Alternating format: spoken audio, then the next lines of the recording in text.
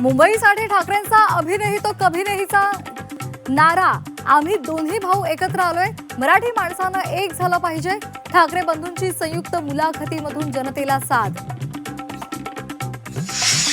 40 आमदारांसाठी खोक्यांचे 2000 कोटी आले कुठून, राज ठाकरेंचा एकनाथ शिंदेंना सवाल. एवढे पैसे लोन काढून नाही तर भ्रष्टाचारातूनच आले, संयुक्त मुलाखतीमधून राज ठाकरेंचा घणाघात. फडणवीसांनी भ्रष्टाचारासंदर्भात बोलूच नाही, अजित दादा यांच्या विरोधातील बैलगाडीभर पुराव्यांचं काय झालं, संयुक्त मुलाखतीमधून राज ठाकरेंचा फडणवीसांवर हल्लाबोल. सत्ताधारी मालकांच्या हातामधली ससाणे मालकाच्या हातावर बसून मराठी माणसं फोडली, संयुक्त मुलाखतीमध्ये पक्ष फोडाफोडीवरून राज ठाकरेंचा हल्लाबोल. मराठी माणूस एकत्र येऊ नये म्हणून प्रयत्न होत असल्याचाही आरोप.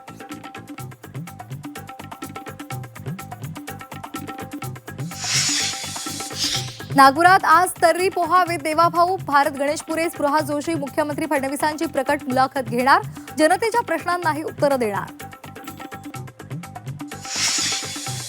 एकनाथ शिंदेंच्या बालेकिल्ल्यात ठाकरेंचं शक्ती प्रदर्शन, कल्याणमध्ये मनसेच्या कार्यालयाचं उद्घाटन तर संध्याकाळी ठाणे शहरामध्ये राज ठाकरेंचा रोड शो.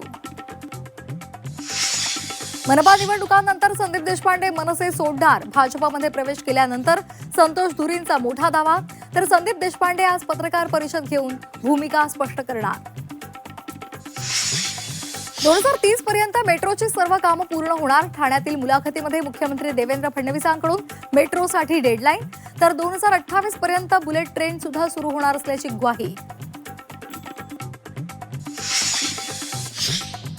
अमरनाथमधील काँग्रेसचे निलंबित 12 नगरसेवक भाजपच्या वाटेवर, काँग्रेस सोडताना प्रदेशाध्यक्ष सपकाळांनी 1 कोटी मागितल्याचा आरोप.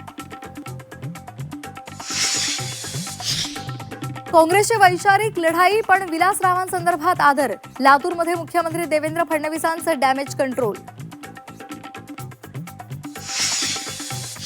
विधिमंडळाच्या दोन्ही सभागृहातील सत्ताधारी पक्षांचे मुख्य प्रतोद आणि प्रतोद यांना मंत्रिपदाचा दर्जा, 10% सदस्य संख्येच्या अटीमुळे विरोधक मात्र लाभापासून वंचित राहणार.